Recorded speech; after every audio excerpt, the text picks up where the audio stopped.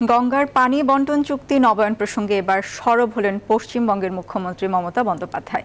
এ নিয়ে সোমবার প্রধানমন্ত্রী নরেন্দ্র মোদীকে চিঠিও লিখেছেন মমতা।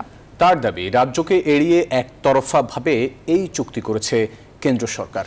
দুই দেশের বিশেষজ্ঞরা বলছেন, তিস্তা কিংবা গঙ্গা দুই ইস্যুতেই বাংলাদেশের মাথা ব্যথার কারণ হতে পারে ভারতের অভ্যন্তরীণ রাজনীতি। গেল শনিবার প্রধানমন্ত্রী শেখ হাসিনার নয়াদিল্লি সফরকালে গঙ্গার পানি বন্টন চুক্তি নবায়নের আশ্বাস দিয়েছে ভারতের কেন্দ্র সরকার।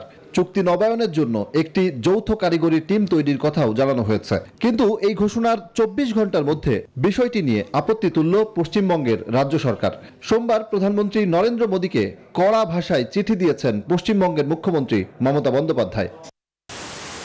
মুখ্যমন্ত্রী মমতা বন্দ্যোপাধ্যায় বলছেন, রাজ্য সরকারকে এড়িয়ে চুক্তির বাস্তবায়ন সহজ হবে না। ইলেকশন হয়ে এখনো পর্যন্ত শপথ হলো না এমপিদের, এর মধ্যে বিক্রি করে দিল বাংলার জল।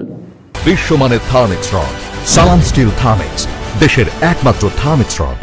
না জানিয়ে এটা দরকার হলে যদি না শুনে একতরফা কোনো সিদ্ধান্ত নেওয়া হয়, তাহলে কিন্তু বাংলা জুড়ে আন্দোলন চলবে, দেশ জুড়ে চলবে। পশ্চিমবঙ্গ সরকারের এমন অবস্থান তিস্তা চুক্তি কিংবা গঙ্গার পানি বন্টন চুক্তি নবায়নের পথ জটিল করবে বলে মনে করেন দুই দেশের বিশেষজ্ঞরা।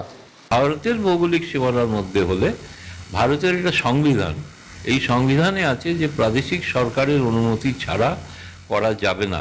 মানে পুরনো চুক্তি যেটা হয়ে আছে আন্তর্জাতিক চুক্তি, ফলে এটা কোনোভাবেই বাতিল করা সম্ভব না।